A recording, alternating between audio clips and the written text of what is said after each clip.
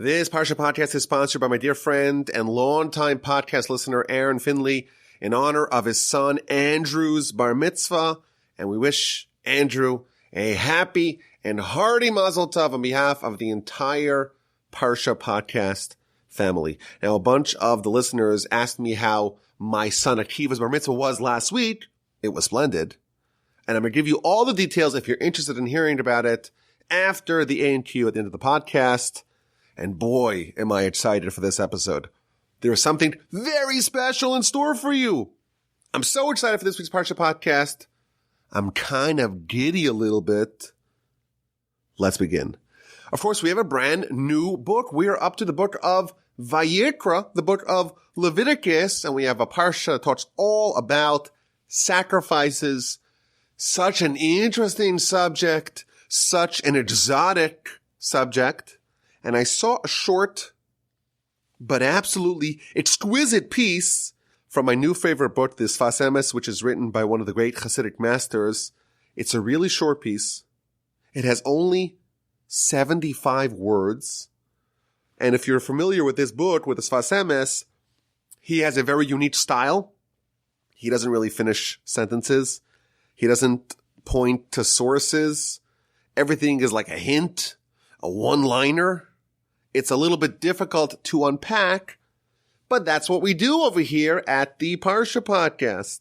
So we're going to read this piece, go through it, try to unpack it, and see what we find. And I believe we will emerge with many valuable lessons about some very fundamental theological, cosmological precepts. I think this piece will illuminate the concept of what sacrifices are, how do they work. I think it will also show us a deeper dimension of what appears on the surface to be a very simple and mundane passage in the Torah and in Rashi. It also showcases us what man is, the variability of man, how man can become ascendantly great, but can also sink to very low points as well. It will sharpen the differentiation between the status of the individual and the collective, and perhaps it will also offer us a new appreciation for the very controversial principle of chosen people. What does that mean? And all this in 75 words. So let's begin. The Parsha begins, Vayikra el Moshe, God called to Moshe, and he spoke to him from the tent of meeting, saying, speak to the children of Israel, and you should tell them, when a man amongst you offers a sacrifice, you bring it from the cattle, you bring it from the herd, you bring it from the flock. That's the sacrifice that you offer to God. And Rashi in verse 2 points out the fact that it starts off Adam, a man amongst you who brings a sacrifice. And Rashi asks the question, why does it attribute the bringing of the sacrifice to Adam, to a man? Says Rashi that the lesson here is that just like the original Adam, the original man, Adam, the first Adam, he did not bring an offering that was stolen because Adam was incapable of theft because there's no other people around and therefore he owns everything. So just like Adam didn't bring from stolen animals a sacrifice, so to you, when you bring a sacrifice, you have to be like Adam, and not bring from stolen animals. Adam, a man, and the name of course, the original Adam. He was incapable of theft, so to you, when you bring a sacrifice, you should be like Adam, and you cannot bring a sacrifice from a stolen animal. Seems pretty straightforward, pretty clear. Rashi says the Sfas Emes like this. When a man brings a sacrifice, he is atoned. You sacrifice the animal in the temple, you follow all the procedure, of course, the Kohanim, the priests, they process the animal in the way that is prescribed in our Parsha, and in the accompanying oral tradition, in the Talmud, you bring the sacrifice, and the man who offers the sacrifice is atoned for, is expiated, has their sins absolved. How does that work? This is maybe the most critical question of the whole Parsha. I do a sin, there's a blemish on my soul. I take one of my animals and I offer it as a sacrifice. And of course, there's so many different kinds of sacrifices. But the bottom line of all sacrifices is that they provide atonement. I do a sin. I'm flawed. I have a blemish on my soul. I take the animal. I bring the animal as a sacrifice. And my soul is cleansed. If I sinned, if I rebelled against God, how do I get off the hook? By offering my animal as a sacrifice? If the animal gets killed, what does that have to do with me? So perhaps we could say, well, you confer your sins on the animal, and the animal died for your sins, pardon the inference. But why should you, the bringer of the sacrifice, be absolved via the death of the animal? So the Ramban, of course, says that, well, when I sin against God, I'm supposed to be killed. But the Almighty, in His magnanimity, in His benevolence, He said, you know what, kill the animal instead. But if I'm supposed to die, how does killing the animal accomplish the same goal? This is a very good question, maybe the central question of the Parsha. And the answer is mind-blowing, is life-changing. He says like this: man draws life and vitality to all the animals. And quotes a verse in Psalms. The verse is talking about the stature of man. Man has lofty, exalted stature. And the way it's described in Scripture, Psalms 8, V'techasreyu me'at melokim. You have made man just a little bit less than the divine. And you have adorned him, i.e. man, with glory and with majesty. And you have made him a master over your handiwork. The Almighty says, man, you Lord over all the other creations, laying the world at his feet. Sheep and oxen, all of them, and wild beasts too. The birds of the heaven, the fish of the earth, whatever travels the paths of the sea. Says this Sfas Emes, a very powerful idea, and a multi-pronged one. We deliver life and vitality to the animals. And he explains, using a concept, that there are 4 fundamentally different dimensions of creations in this world. The lowest level is what's called domem, inanimate creations like a rock.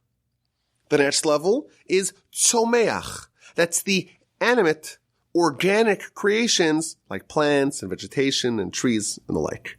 And then the third level, there's the chai, the living thing like animals. And then there's the 4th level, which is medaber, the speaker, which are humans. Humans who could speak, who can converse, who can verbalize, who have consciousness. This is the classification of the 4 different dimensions, 4 different levels, 4 qualitatively different standings of creations. Domem, inanimate, the lowest level, the animate, the living, and the speaking. This is an ancient Jewish classification. In this world, there are at least 4 completely different dimensions of creations. And then he drops the bomb. He says that man is the one who transmits life and vitality to the lower 3 levels of creation. Because man is the medaber, is the speaker, higher on this totem pole than animals and plants and inanimate objects like rocks. Man is the one who transmits life and vitality to those 3 things. Meaning, all life and vitality, of course, comes from God. But there are different filters through which this vitality goes before it arrives at the final receptacle. So, for example, we remember back in Genesis, Jacob has a nocturnal struggle with the angel of Esav. Esav, the nation, has an angel through which godly vitality is filtered through to the nation of Esav. Every nation has an angel who intermediates between God and that particular people. Not just every nation. Every land has an overseeing angel through which the Almighty's flow of vitality and life goes through. Every type of fruit has an overseeing angel that filters the godly vitality through. This is one of the most important ideas in Jewish theology. Everything that is not God, every creation, must be in some way connected to the one source of life and vitality, and that's God.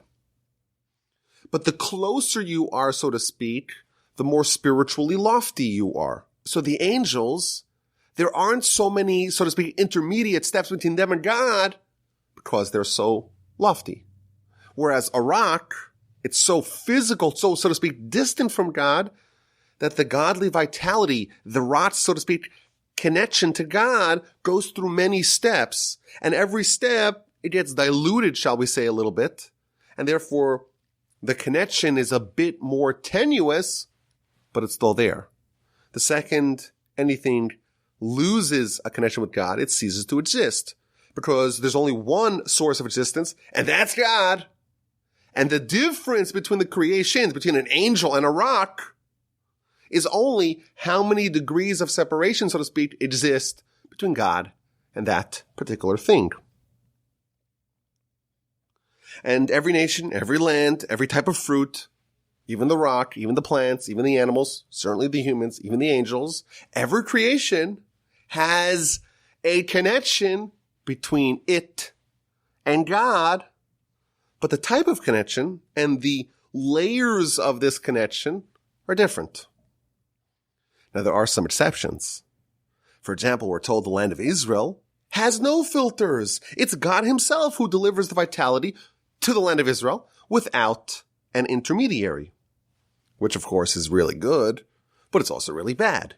It's really good because we have a direct connection in the land of Israel to God, but it's really bad because we don't have any degrees of separation, and therefore in the land of Israel there is an intolerance to rebellion.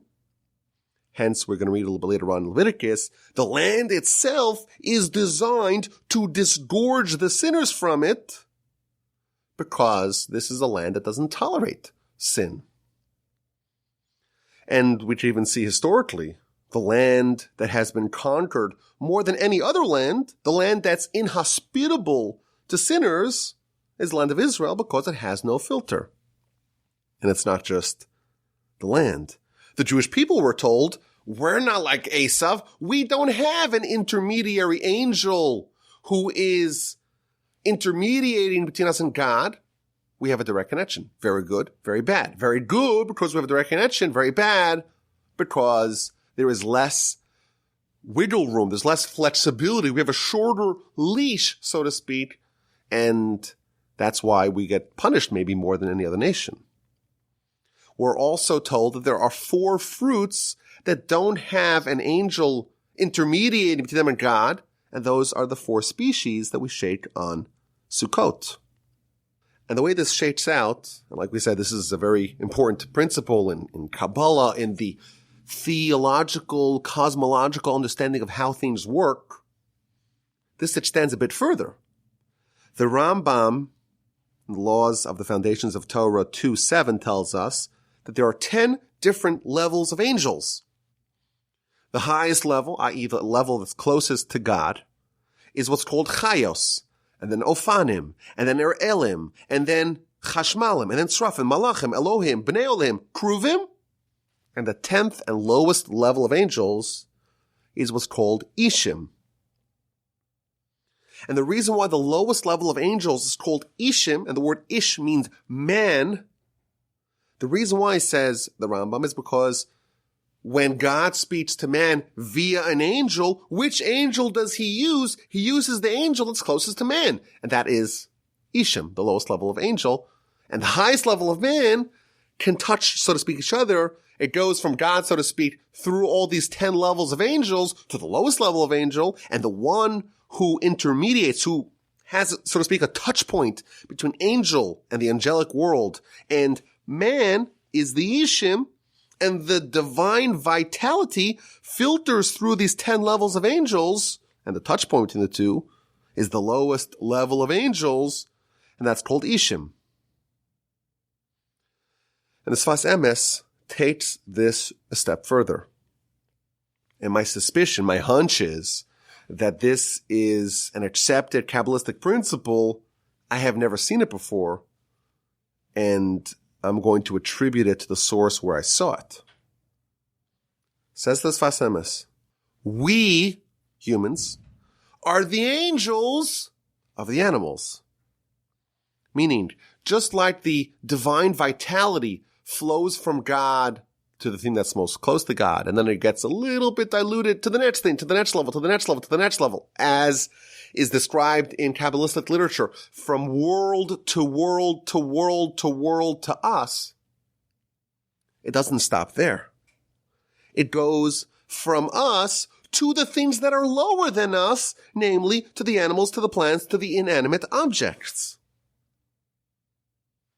So to the question of how can I be forgiven with the sacrifice of the animal, here's the answer.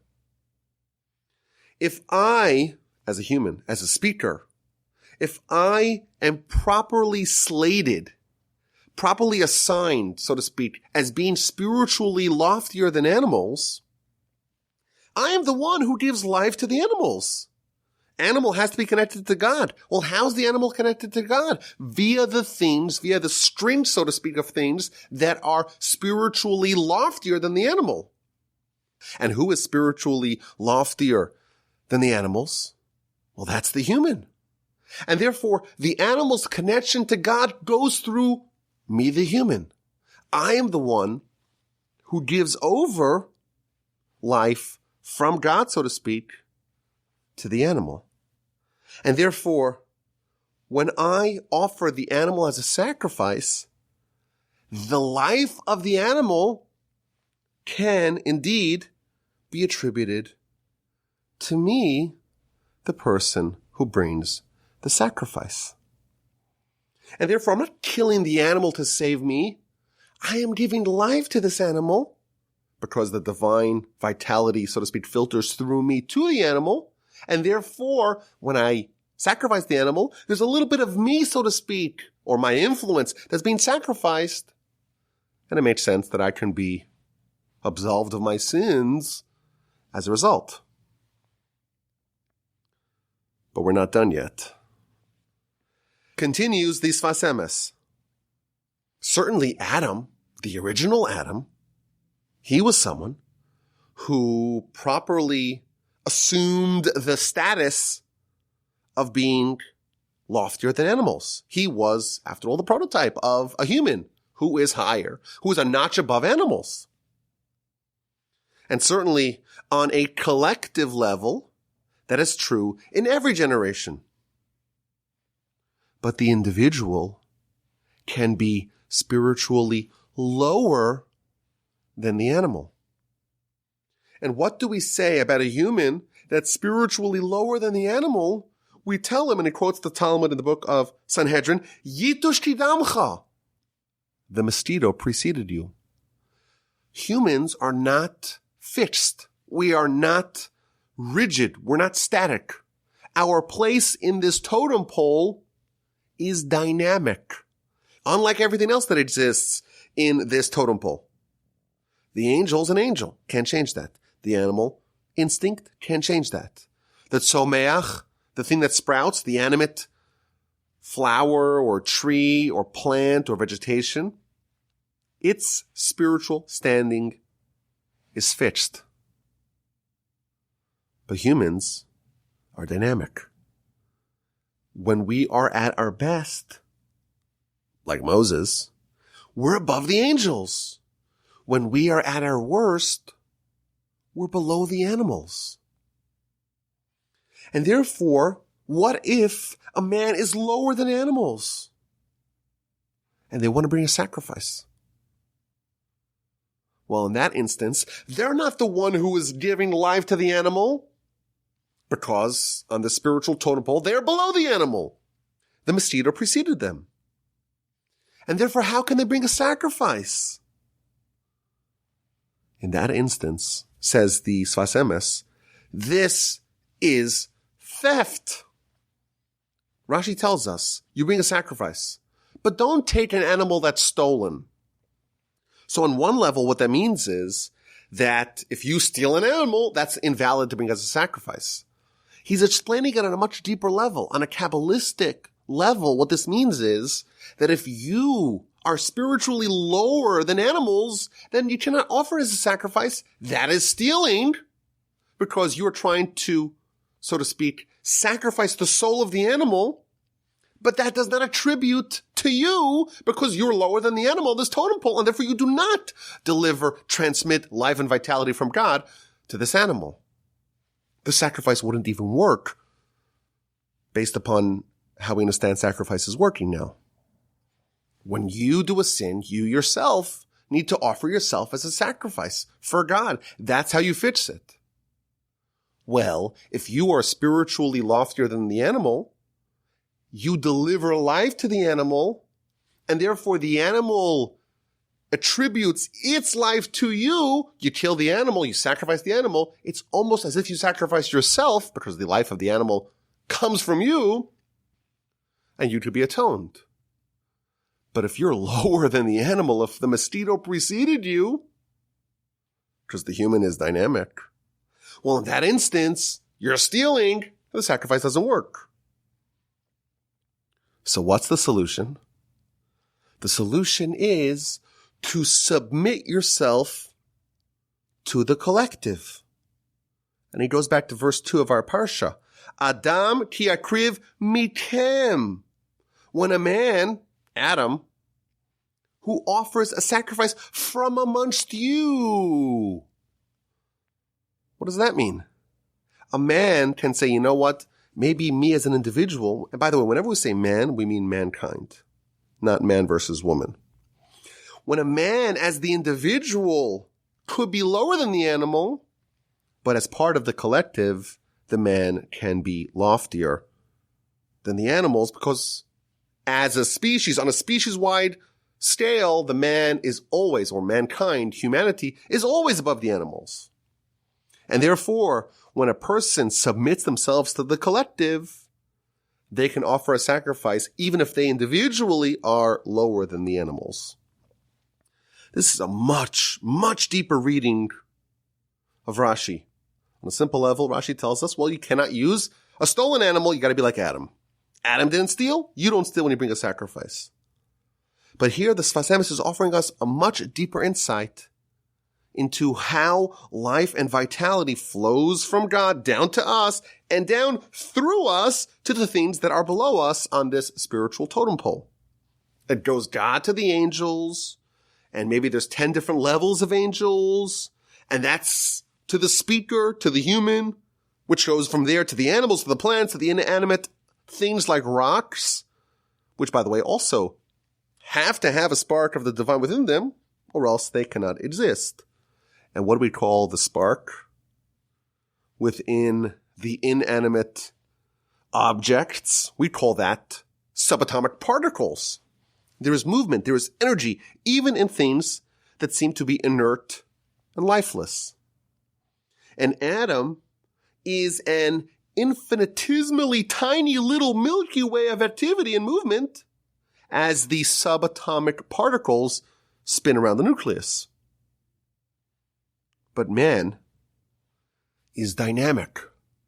man is elastic. He could be loftier than the angels, but we could also tell him, hey, the mosquito preceded you. You're lower than the animals.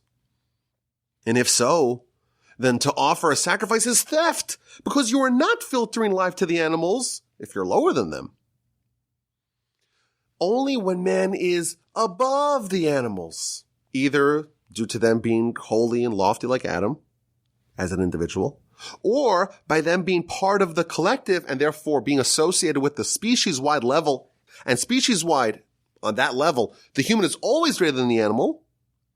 Well, in that instance, they confer life and vitality to the animal, and thus by sacrificing the animal, we can realistically say that they sacrificed themselves. Or at least they sacrificed something that they were responsible for, and they are thus expiated from sin. What a deep reading of Rashi, and what a powerful insight.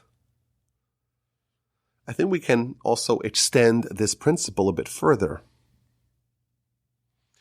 I think this principle gives us a framework for understanding the very controversial subject of chosen people. And like we always like to do, we leave the controversial stuff for the end of the podcast. Most of the listeners are tuned out. It's only the diehards that remain, and only they're listening, and only they get to enjoy this controversy. So what's this whole idea of chosen people? It's a very difficult concept for us to reconcile. It sounds elitist. Is it racist? Is it xenophobic? How can we say that we're better than other people? So first of all, it cannot be racist when Judaism is literally open to every race, creed, and color.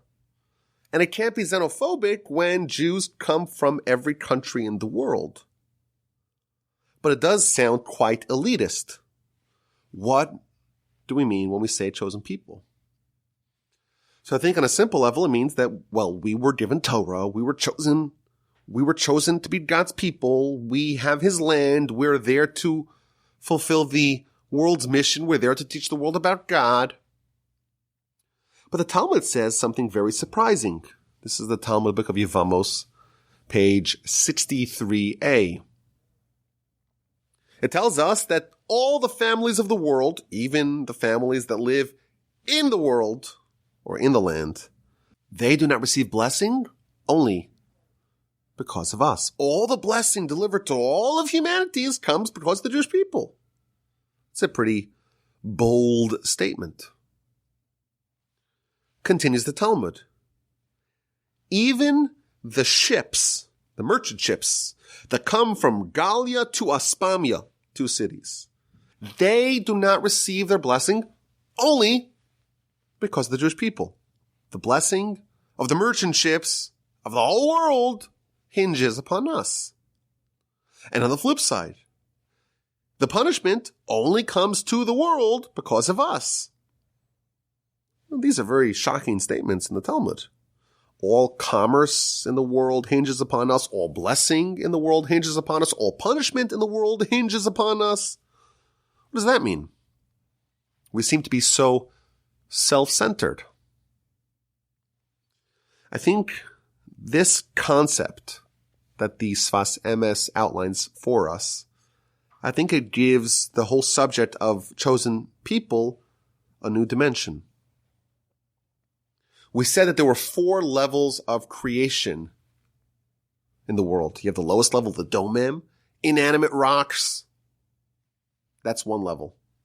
A level up, you have the tzomeach, the things that sprout, the things that are organic, the things that grow, the things that are dynamic, the plants, the trees, the fruits, the vegetation, those kinds of things that grow from the ground. Level 2. Level 3, things that are alive. All the animals. Number 4, things that speak, humans. Our sages tell us that with the Jewish people receiving Torah, that created a 5th level, a 5th dimension.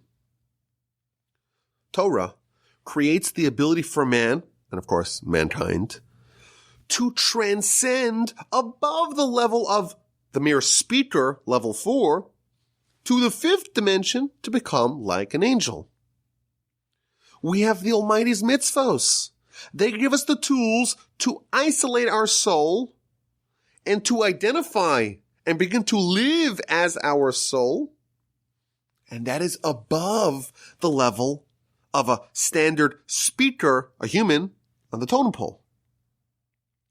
Thus, perhaps what it means on this dimension, chosen people means that because we, via Torah, ascend to this higher level, all the blessing of the world, and as well all the curse, all the divine connection, so to speak, to the world, filters through us. And this is in fact what God tells Abraham.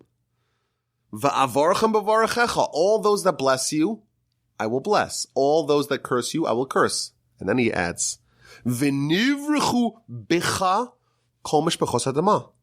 Through you, all the families of the world will be blessed. God promises Abraham, you will transcend above man to a new level, and because you are higher, so to speak, closer to God, more spiritual than the regular speaker, you will be the filter of life and vitality to the whole world. That's the value proposition of Torah. The Almighty gives us the opportunity to ascend to a new level, to become like angels, and thereby to be the chosen people who deliver life and vitality from God to the whole world.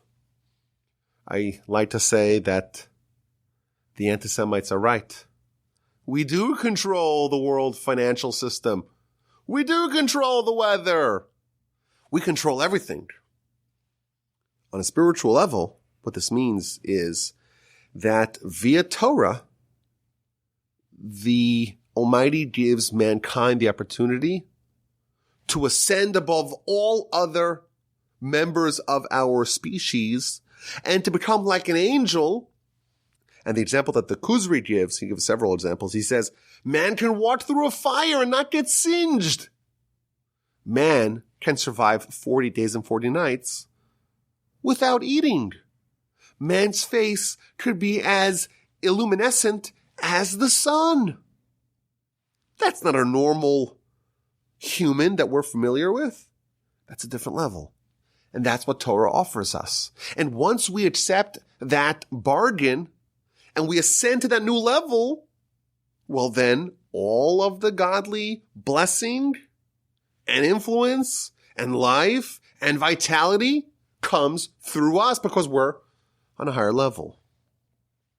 But of course, that doesn't mean that we should lord over other people.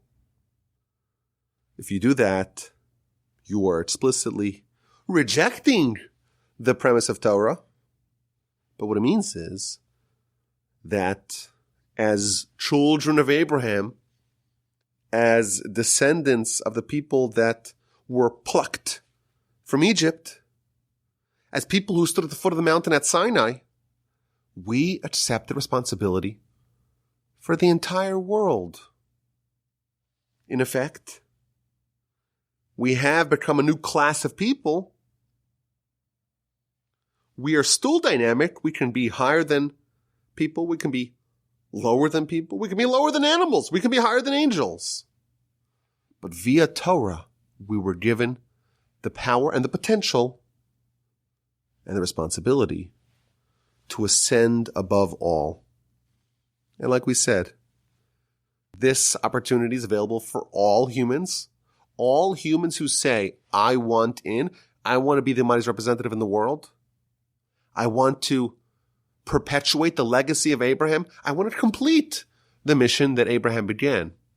You are opening yourself up to the opportunity to ascend above other humans, to become part of this fifth class of creation, to earn the tools to become like Abraham and Moshe, go 40 days and 40 nights without eating, maybe even time travel, all these cool things that exist only on that dimension, not to standard issue humans, and also thereby be the filter through which the entire world receives its divine vitality.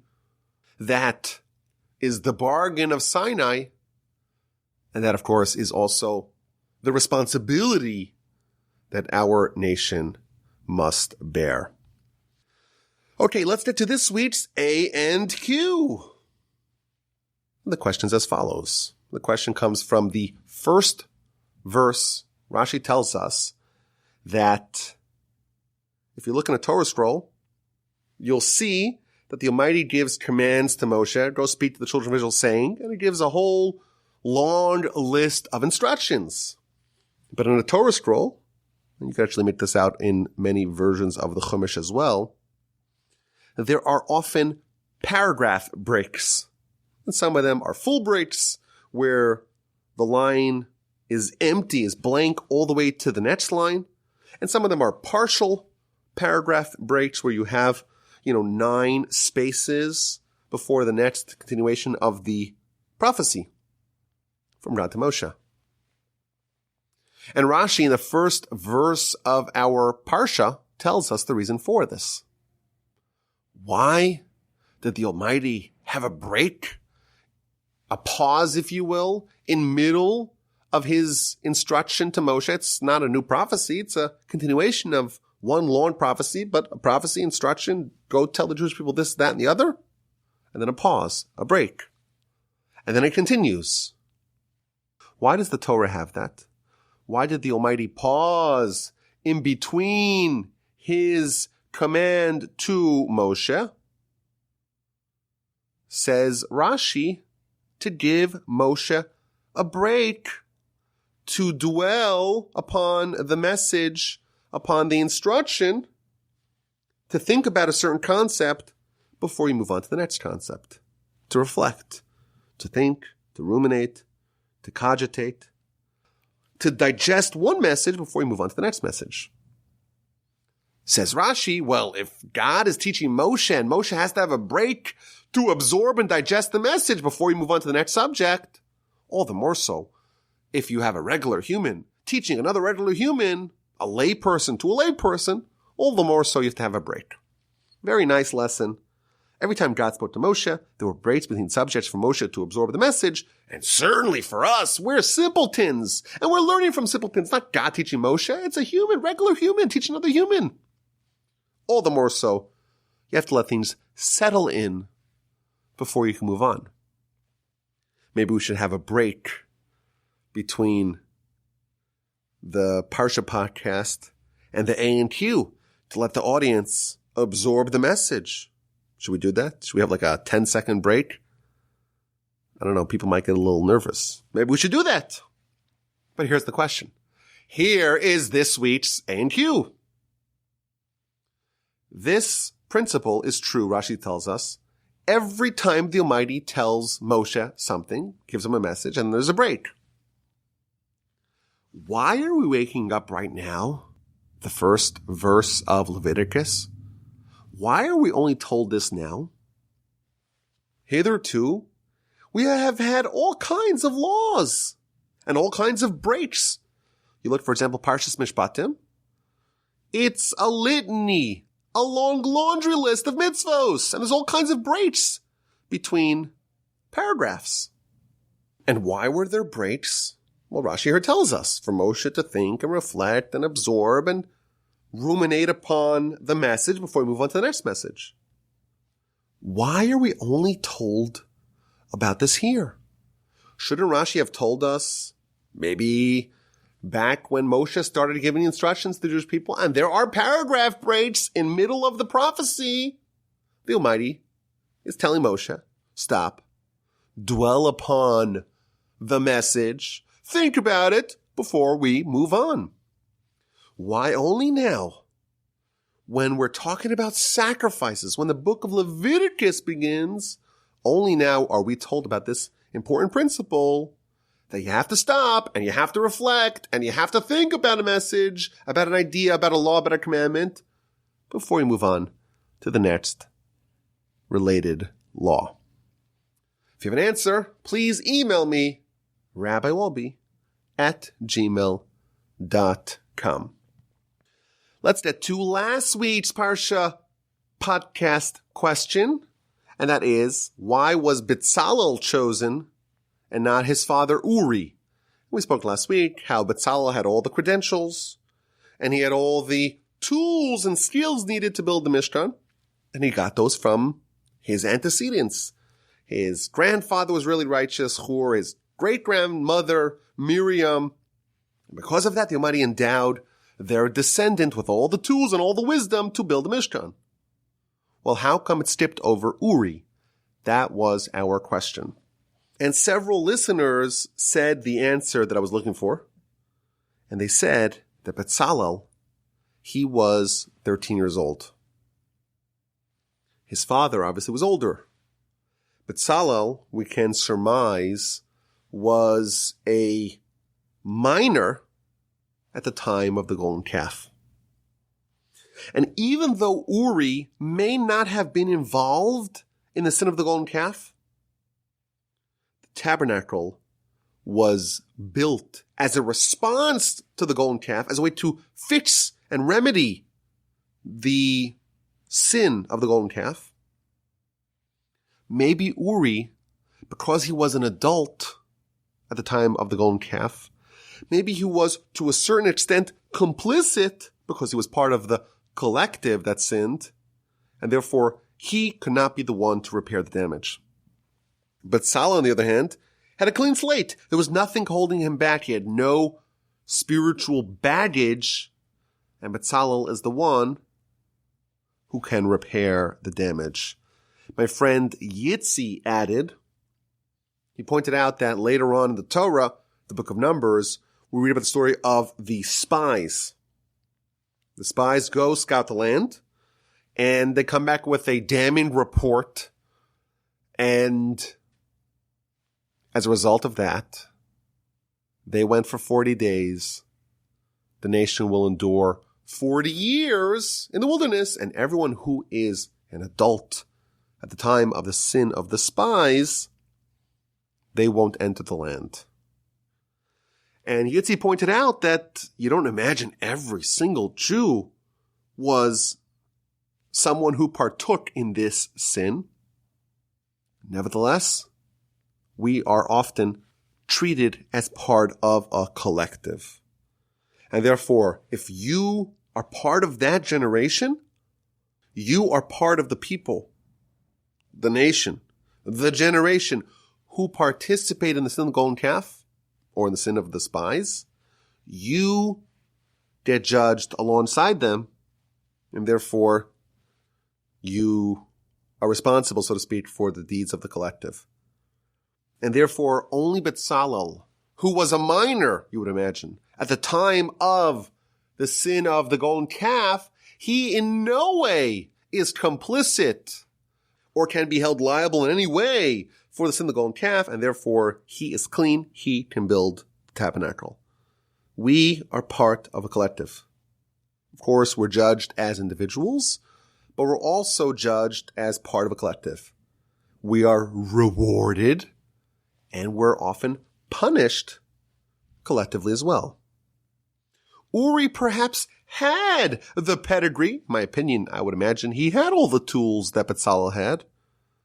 But it is only someone who did not partake in any way in the sin of the golden calf that can build the tabernacle, which is there to fetch it. Okay, so I promised at the end of the podcast, I will tell you the stories that happened on the bar mitzvah weekend this past weekend. A lot of people asked me how it was. I could point them, hey, listen to the Parsha podcast all the way to the end, and I'll tell you everything that happened over the course of the bar mitzvah. It's also a nice way to encourage people to listen to the end. So the bar mitzvah, we had parallel tracks. We had the bar mitzvah for the family and close relatives and some close friends, and all of the other friends and acquaintances and people who live in our neighborhood. And the reason for that is that typically you make a bar mitzvah, a big, massive gala bar mitzvah celebration. You invite all your friends and family and everyone comes together. But because of the pandemic, my wife and I felt it was inappropriate to do a large indoor event, even though you can make the argument, well, things are getting a little better and, the vaccines are working. Still, we didn't feel like it was appropriate to do that. And therefore we decided against doing a large indoor event. So we said like this, all the family that come will have a celebration with the family, smaller, more intimate setting. And then for everyone else, we'll do an outdoor event on Shabbos, an outdoor kiddush. So we got several tents that we put up outdoors, and that was reserved for Shabbos afternoon for the kiddush for all the invitees, which was really everyone in the neighborhood and all of our friends. For the family, for the people that came in, especially to Houston to celebrate the bar mitzvah with us, we had a separate track. And in fact, my wife is the oldest of 8 children, and every single one of her family members, 4 of them came with their spouses as well. They were all there. Not only that, my in-laws were there. They flew in. And every single one of their descendants were there as well. So my wife's sister has 4 children. They were all there. And 2 of her brothers came with their 2 and 3 children, respectively. So my in-laws were there with every single one of their descendants. A pretty amazing thing. On my side of the family, I come from one of 9 children. I'm the 6th of 9 children. And of the 9 children, 4 of us live in Israel. So the 5 siblings that live in the United States, they all came with their spouses, not all their children. And one of my brothers, my brother Yoni, who lives in Israel, he somehow managed to evade and sidestep all the COVID restrictions, and they closed the airport, and you got to have your COVID test and all that, flying across the Atlantic, and actually came to join us in Houston. In fact, my other brother, Mordechai, my youngest brother, he was slated to come as well with his wife, and they were going to spend all of Pesach in the United States as well. But his flight was canceled. And in fact, Israel, they shut down the airport, and then they opened it, but only for like 1,000 passengers a day. So there were canceling flights left, right, and center. So Monday came, and my brother Mordechai and his wife Yocheved, they're the ones, by the way, who have a son, Yaakov Wolbe. You remember I mentioned that a couple of months ago. So their flight was canceled. Now, my brother Yoni also lives in Israel, also had a flight. I said, of course he's not going to show up. How could he show up? His flight on Thursday will also be canceled. Just wait. But what do you know? United canceled all kinds of flights, but his flight, he managed to take off and to come for the bar mitzvah. Now we had around 50 guests who were there for the whole Shabbos, who were like the close family and friends who came from out of town. And the problem is, well, how do you get housing for everyone?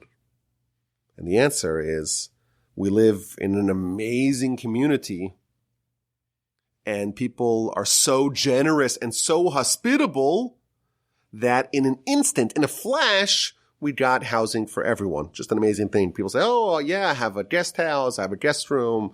Sure, no problem. And like this, we found places for everyone. We also offered for all the guests that came from out of town, airport pickups. So we were doing airport runs back and forth. Only a few people had to take an Uber. And then we said, okay, from Thursday night dinner all the way till Sunday brunch, we're covering all your meals. So Thursday night, I went to the local pizza shop. I bought 9 pies of pizza. Plus we had tons of sushi and French fries. Everyone was well fed. And then Friday morning, we had a very large breakfast in our home. And then I wanted to arrange for all the guests who came some activity, something to do on Friday before Shabbos. So I said, you know what? We have all these Canadians coming. As you perhaps know, my wife comes from a Canadian family. So they live in Canada. And my family comes from the Northeast. We have to give them a real genuine Texas experience. So I rented out a local gun range. I rented out the gun range. And I have some friends who have lots of different firearms. And I bought 1,000 rounds. And we went to the shooting range and we had first the class on gun safety and self-defense. And then we had, 10 lanes where everyone could try all these different guns, Berettas, and we had a sniper gun, an AR, rifles. Really cool. Everyone had a great time. And then after that, we had a Friday afternoon, like a little snack. And then right before Shabbos, we had family photos. We hired a photographer. Everyone could come, take family photos. And then we had the Friday night services. And then we had the Shabbat dinner. All the guests that came from out of town, all the direct family. We had around 50 people, like I mentioned. And that had to be catered. Now, the backstory here is that originally we had planned to do it in our home. All the guests that come, we'll find a place to put them to stay, housing, but the meals will happen in our home. Why? Well, first of all, it's a lot cheaper, obviously. But second of all, if you rent a hall, and there really aren't so many options in the neighborhood, because of course you cannot go too far because everyone has to walk there on Shabbos. But if you make it in a hall, everything has to be catered because unless it's kosher certified or it's made in the hall itself with a kosher supervisor on site, you cannot bring it into the hall. So we were planning on making it in our home. So my wife was already working on the menu and making some food in advance. Then we said, you know what? It's not responsible. Our home is kind of small. And to fit 50 people, it's really going to be tight. And in the middle of a pandemic, it's not the right thing to do. Let's rent out the social hall in one of the local shuls, one of the local synagogues. We'll have the social hall, plenty of room, and we'll do it there. So my wife had already made all the rolls, like the challah rolls for the Shabbat, but we can't use that, of course, because that wasn't made with official kosher certification by official caterer or made in the facilities of the hall, so we cannot use them. But okay, not the end of the world. We'll find a use for those challah rolls. So we made an order with the caterer. Fantastic. 50 people Friday night. Amazing. So we arrive to the hall in the local shul after davening, after prayer on Friday night. And my wife tells me, Houston, we have a problem. There's a problem. The caterer didn't send challah rolls. All they sent was a few small trays of sliced challah, but no challah rolls. What are we going to do? We have a problem. We have a crisis. What's going to be? Everyone's expecting to have like a challah roll. Of course, on Friday night dinner, you have to have at least 2 challahs, and we don't have any of them. So we scrambled a little bit, and they found in the freezer from a previous event that happened in the social hall, they found 30 or so little challah rolls. So we took the little challah rolls, plus the sliced challah that we did get from the caterer, and we had enough food for Friday night. But here's the problem. What are we going to do about Shabbos day? We have Shabbos lunch scheduled, and there's 80 people supposed to come, and we have no challah rolls. And we can't call the caterer. It's already Shabbos. What are we going to do? Hold on. We'll tell you what happened. So Friday night was an amazing dinner. We had a few speeches. I told the audience, I said, listen, I prepare speeches every day of every week. I'm not preparing a speech for y'all. I'm going to speak from the heart. I think it went over very well. All of our children were there with all their cousins. It was really beautiful. Everyone's singing. There was a grand festive atmosphere. My son Yehoshua, whose bar mitzvah is next summer, and my daughter Miriam, They wrote a poem about their older brother Akiva, and they performed it with total panache in front of the entire guest body, loudly. It was a very nice poem, and the food was incredible, and the food was plentiful.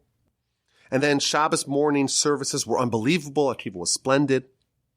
And after davening, after praying, we had the Kiddush. Like we said, the Kiddush was open to everyone, not just to the close family and friends. And there were hundreds and hundreds of people out in those outdoor tents that we talked about. And my wife made so much food. There was so much food at this event. There was like a head spinning amount of food. And basically all of it got finished. We had like 10 bottles of booze, 2 gargantuan pots of cholent, of the traditional Shabbos morning stew. There were trays and trays of kugel.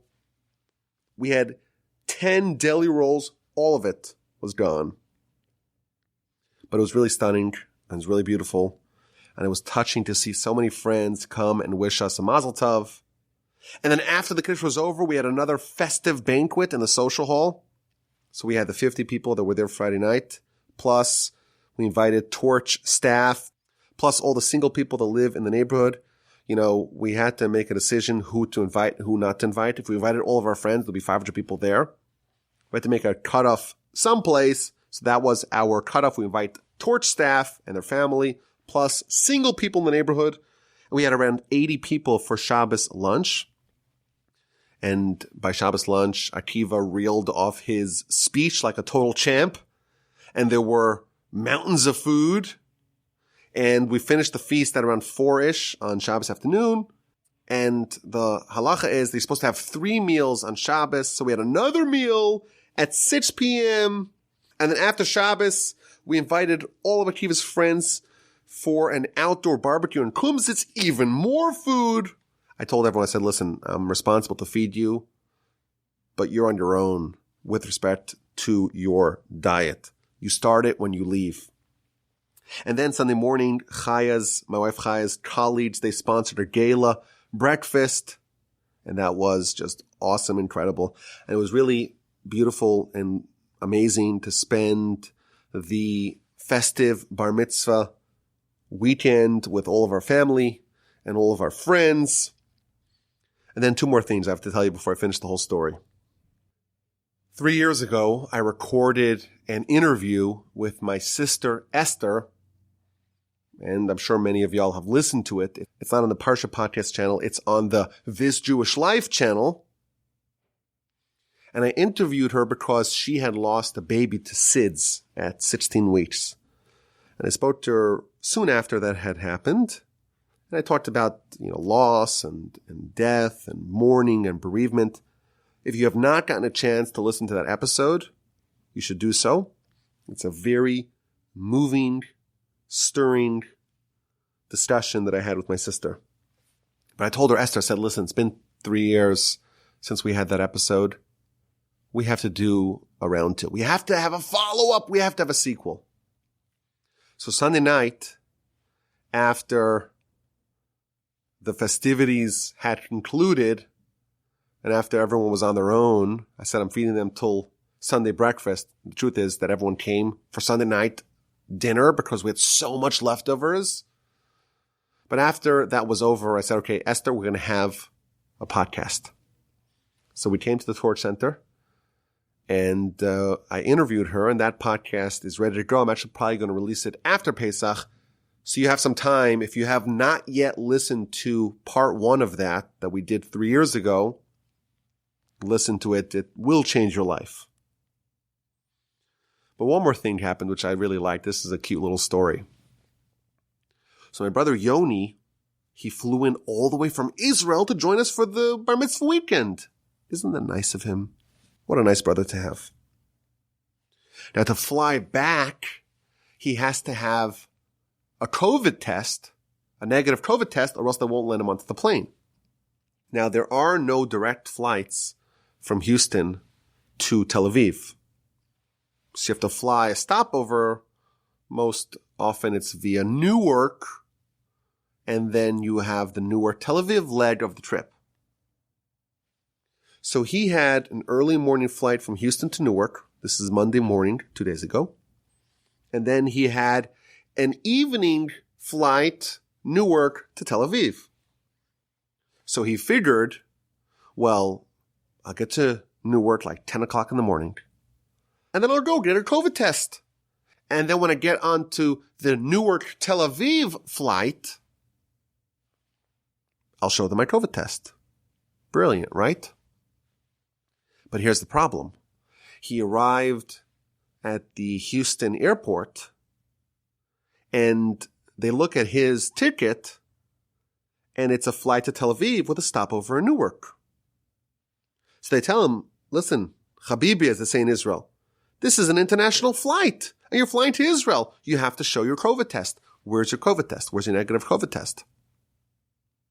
So he says, well, I was planning on getting it in my stopover. I have a 10-hour stopover in Newark. I'll go in New York to get a COVID test. They said, nope, sorry. This is an international flight to Israel. You have to show your negative COVID test before you get onto the plane. But I'm going to Newark. I'm not going to Israel. Doesn't matter.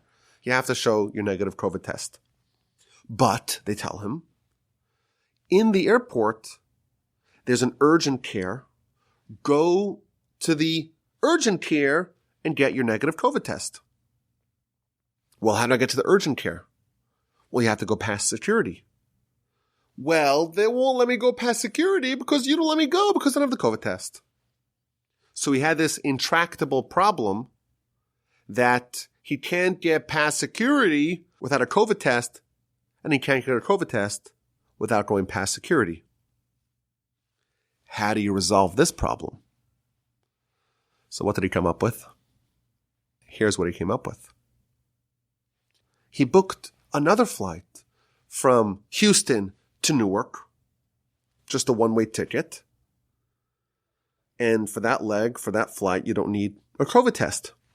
So he has his boarding pass for that flight, and he goes to check in. He checks in.